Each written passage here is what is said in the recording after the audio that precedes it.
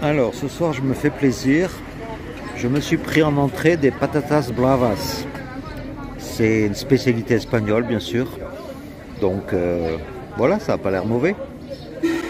Voilà, et pour me récompenser d'avoir bien marché aujourd'hui, donc un peu de force avec un petit burger et surtout un vin de la Rioja.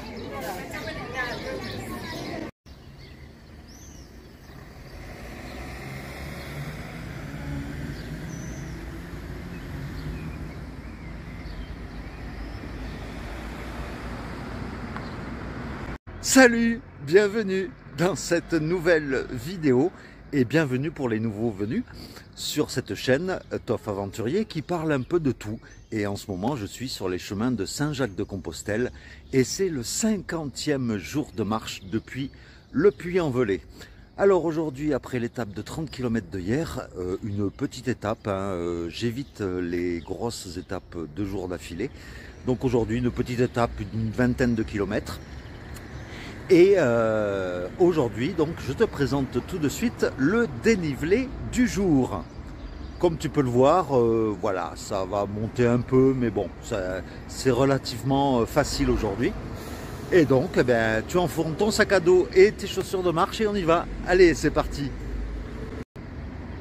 Et en quittant la ville, je tombe sur un monument assez imposant, représentant en premier plan un pèlerin avec son bâton de marche. Derrière, la croix de Saint-Jacques au centre. Et de chaque côté, nous avons à gauche Santo Domingo face à un pèlerin qui demande de l'aide. Et de l'autre côté, Santo Domingo qui porte un pèlerin fatigué. C'est un très beau monument. Alors, comme tu as pu le voir en introduction, eh bien hier soir, je me suis fait plaisir.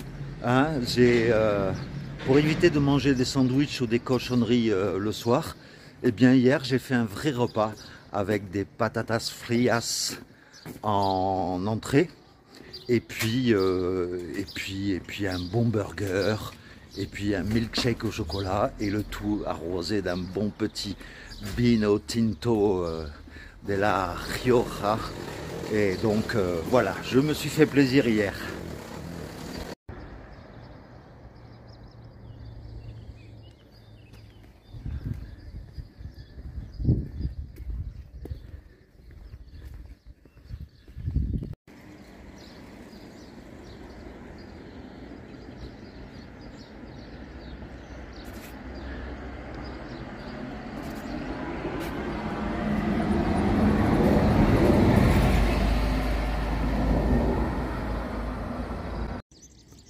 Et en quittant la ville, on aperçoit des nids de cigognes sur de simples poteaux.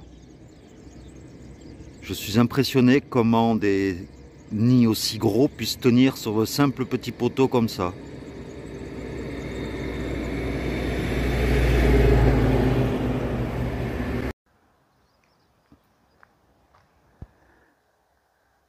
Voilà, comme tu peux le voir, au départ c'est relativement plat pour l'instant.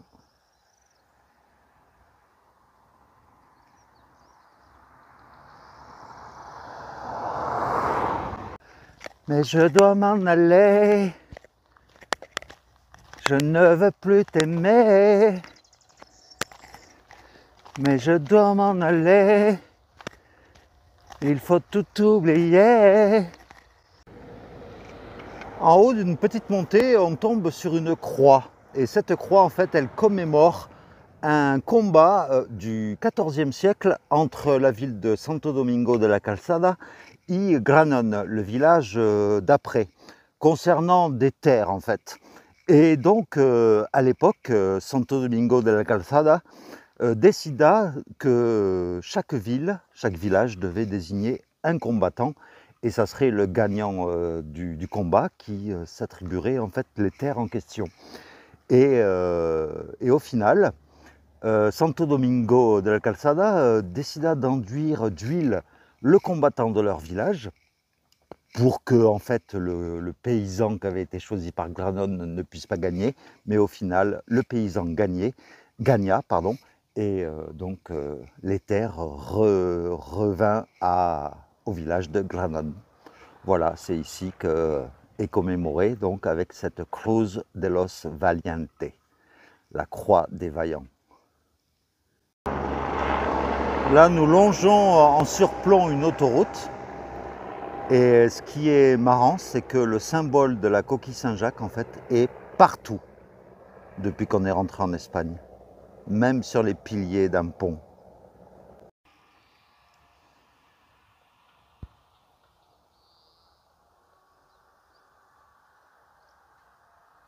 Et voici le petit village de Granon.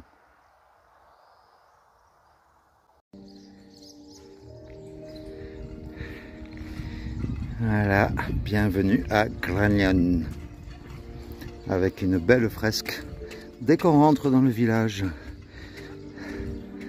C'est sympa. Et donc Santiago à 564,4 km. Un petit havre de paix pour pouvoir se poser. Voilà, et ben enfin je me pose là, un petit café, dans ce petit havre de Granon. Et ben, je voulais revenir en fait sur ce que je disais juste avant. Ce qui est beau dans le chemin de Saint-Jacques-de-Compostelle, en fait, c'est que tout le monde va dans la même direction, dans un seul but, rejoindre Saint-Jacques-de-Compostelle. Et ben, je trouve ça magnifique que des milliers de personnes marchent comme ça dans la même direction. C'est beau.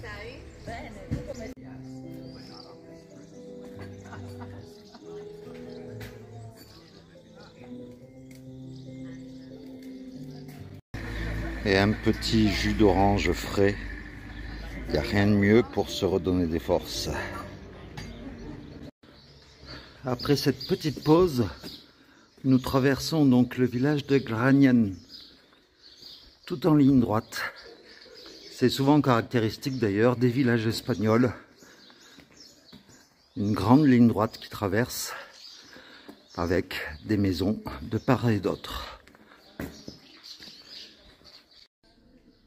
L'église San Juan de Bautista.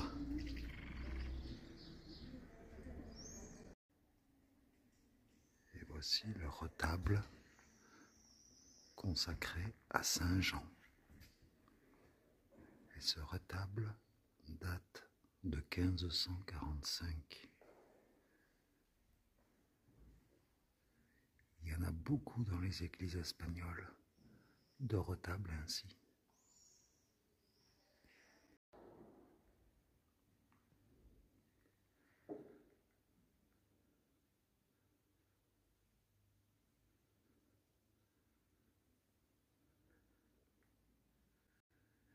Et en hauteur, un magnifique vitrail consacré à Compostelle avec un pèlerin.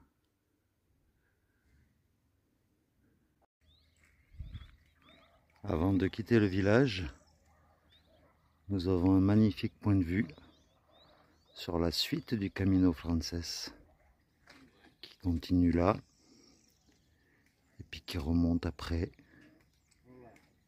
là-bas.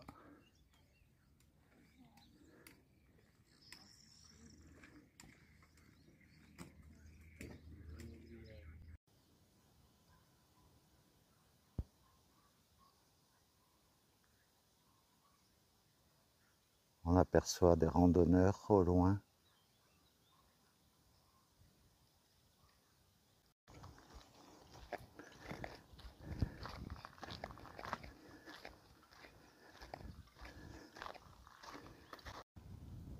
Bien voilà, encore aujourd'hui, j'ai cette force intérieure qui me permet de gravir les montées d'un seul coup, sans grande difficulté.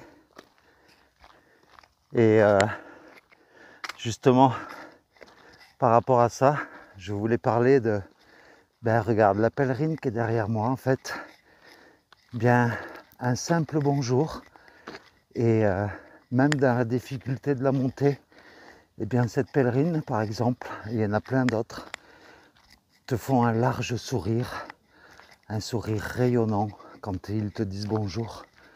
Et ça fait plaisir quoi. C'est la magie du chemin retrouvé. Eh bien, nous quittons à l'instant la province de La Rioja pour nous retrouver désormais dans la province de Castilla y León, avec tout le cheminement qui nous attend dans cette province.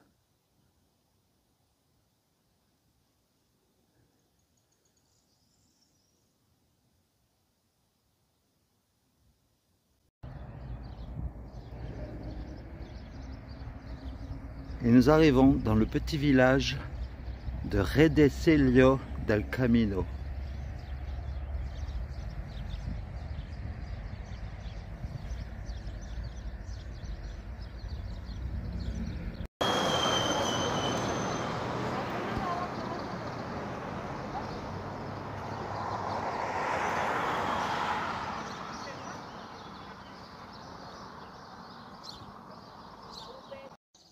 L'église Nuestra Señora de la Calle, Notre-Dame de la Rue, qui date du XVIIe siècle.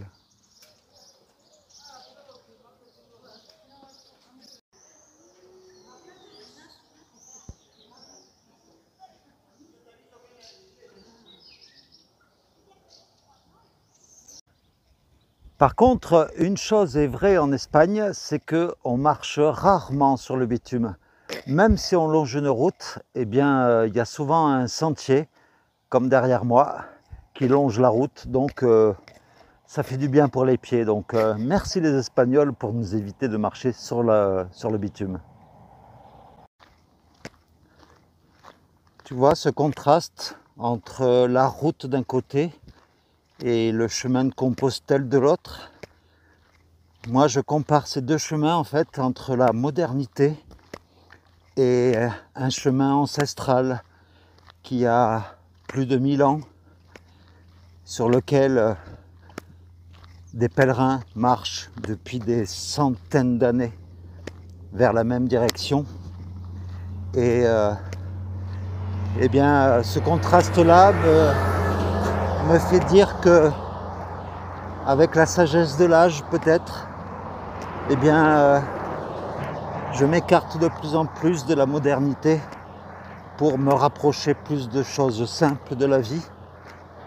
Et on ne s'apporte pas plus mal.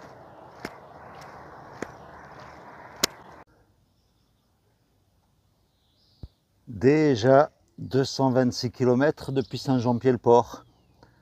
Oh là là là, mais le temps passe vite, c'est incroyable. Et nous voilà donc dans le petit village de Castil Delgado.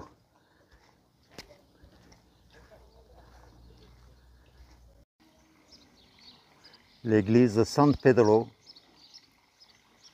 de Castil Delgado, qui est fermée.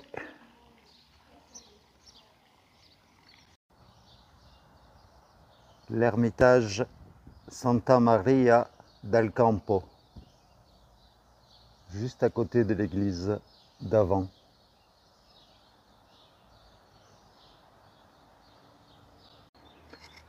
Alors, il faut savoir que la province Castilla y León, en fait, eh bien, on va y rester pendant presque 400 km, puisque quand nous la quitterons, cette province-là, nous ne serons plus qu'à 155 km de Compostelle, de Santiago.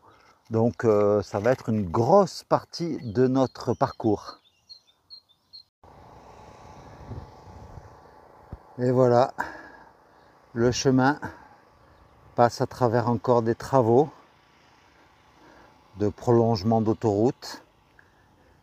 Et au nom de la modernité, eh bien, ce chemin là que tu vois, à mon avis, bientôt, eh bien, il passera par ailleurs. C'est bien dommage.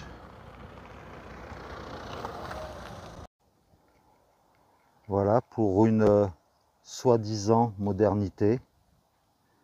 Eh bien, regarde par exemple ce paysage. Il ne reste que le haut de la colline qui est boisé, alors qu'avant je suis sûr que ça devait être boisé de partout. Et pour les travaux là, ben voilà, on va saccager des milliers d'hectares au nom de soi-disant la modernité.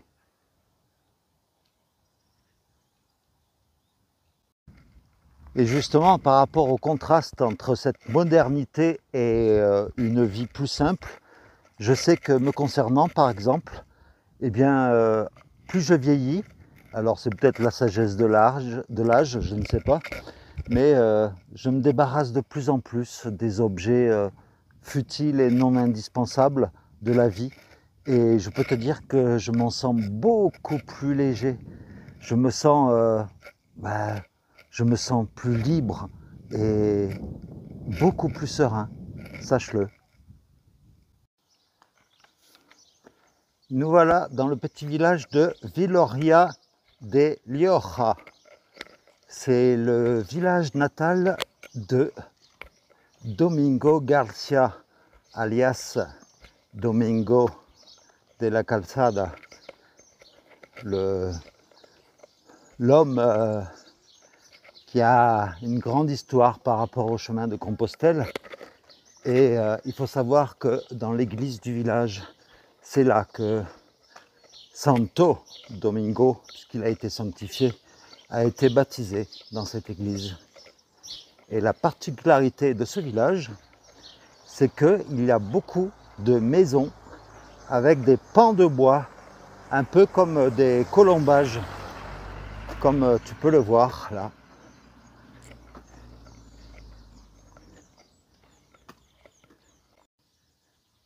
Et voici donc cette église. Et devant celle-ci, justement, une stèle de Domingo Garcia, alias Santo Domingo de la Calzada, qui est né ici donc en 1019.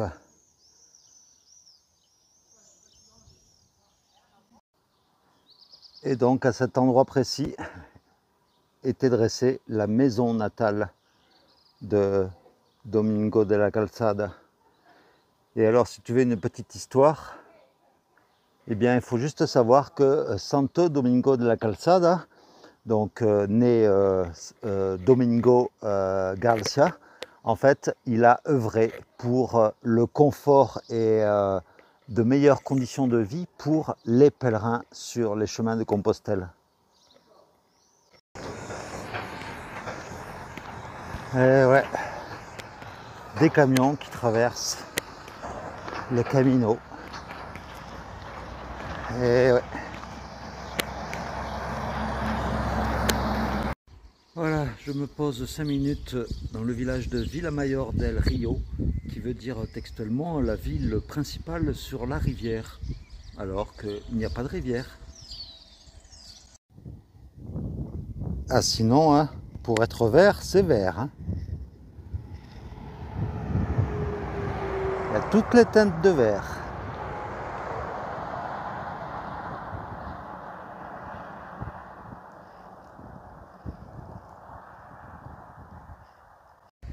Voici l'église Santa Maria de Belorado, puisque nous sommes arrivés à Belorado. La fin de l'étape officielle. Et comme tu peux le voir, c'est également un nid à cigogne. Un nid à cigogne, je dirais même.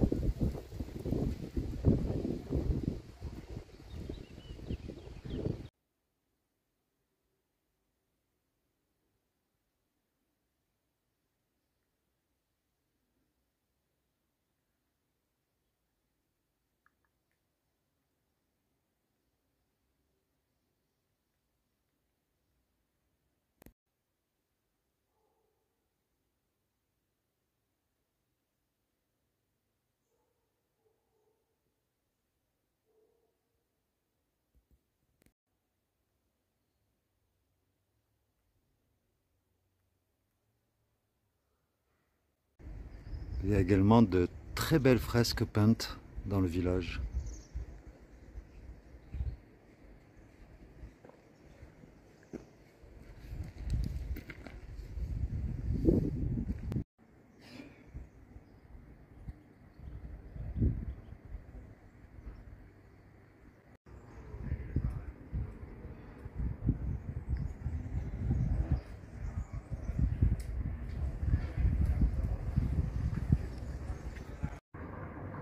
dans le village, au sol, il y a de nombreuses empreintes de mains et de pieds.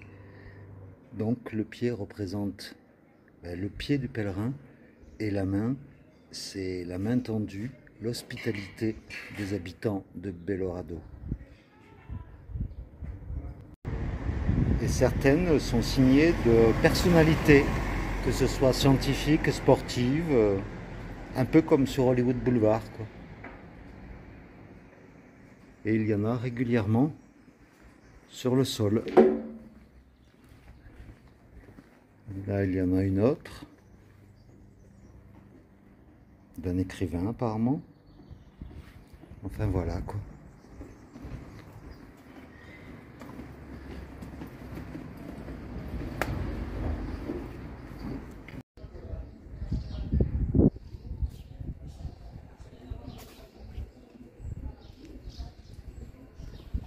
Voilà, après une petite pause boisson, je continue ma route.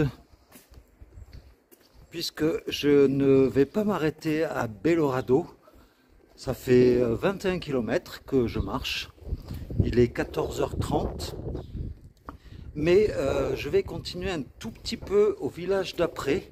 Je ne sais plus le nom. Mais j'ai repéré un donativo qui a l'air assez particulier, où on dort sur un matelas au sol. Et où il propose la demi-pension, le tout en donativo. Et c'est un accueil chrétien en fait. Et j'ai bien envie d'y aller là-bas. Et comme ça ainsi, ça va me permettre de m'avancer de 5 km pour l'étape de demain. Puisque demain, ça va être riche en dénivelé, puisque on va repasser de 800 mètres d'altitude à plus de 1100 mètres d'altitude demain. Donc ça me permettra de faire déjà 5 km de moins sur cette étape qui risque d'être un peu difficile.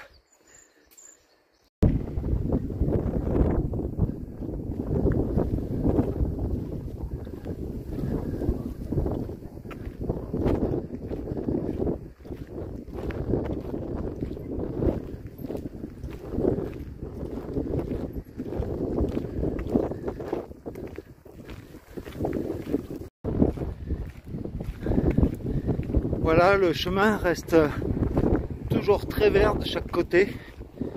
Et donc, nous rejoignons le premier village après Belorado qui s'appelle Tosantos. Voilà, c'est là que normalement je devrais pouvoir m'arrêter s'il y a de la place. Et donc, voilà l'accueil pèlerin. Un accueil chrétien, je veux dire.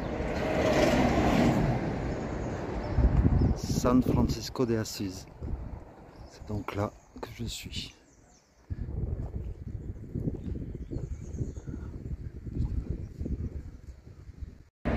Et voici l'église de Tosantos.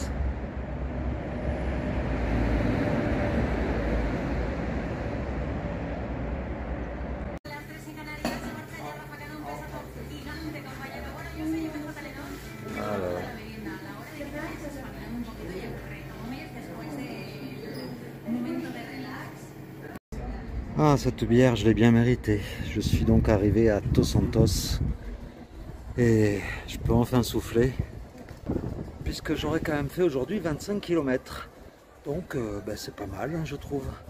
J'étais aussi en forme que hier, donc ça a été assez facile. Et donc l'albergue Donativo, là, San Francisco de Assis,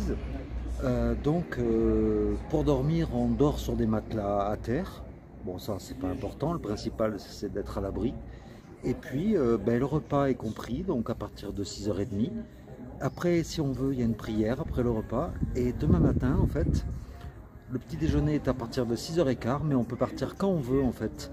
Si on est fatigué, on peut rester un peu plus longtemps. Donc ça c'est une qualité qu'on retrouve nulle part ailleurs que dans les Donativo. Et aujourd'hui en fait, alors je ne sais pas s'il y a un spécialiste dans la salle, mais sans raison, dans une descente, j'ai commencé à avoir mal à ce niveau-là du pied droit. Et bon, c'est pas très douloureux, mais c'est une gêne qui est apparue aujourd'hui. Donc Si quelqu'un peut me donner des conseils éventuellement, parce que bon, quand je touche et quand je m'arrête de marcher, ça va, j'ai plus mal. Mais quand je marche, ça me fait de plus en plus mal. En tout cas, je voulais revenir sur un commentaire qui m'a comparé à Buzz l'éclair par rapport à mes exploits de hier.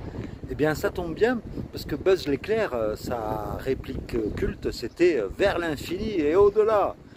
Et le titre de mon aventure, en fait, si tu regardes bien sur la chaîne, c'est « Vers Compostelle et au-delà ». Justement, c'était un petit clin d'œil à Toy Story et à Buzz l'éclair. Donc voilà, ça tombe bien. Eh bien, je vais te laisser pour aujourd'hui avec un magnifique paysage que j'ai pas loin de là où je suis. Et j'espère que cet épisode 50 de mon aventure sur le chemin de Compostelle t'aura plu. Et puis demain, donc, une grosse montée, puisque, comme je l'ai dit précédemment, on va monter presque à 1200 mètres d'altitude à nouveau.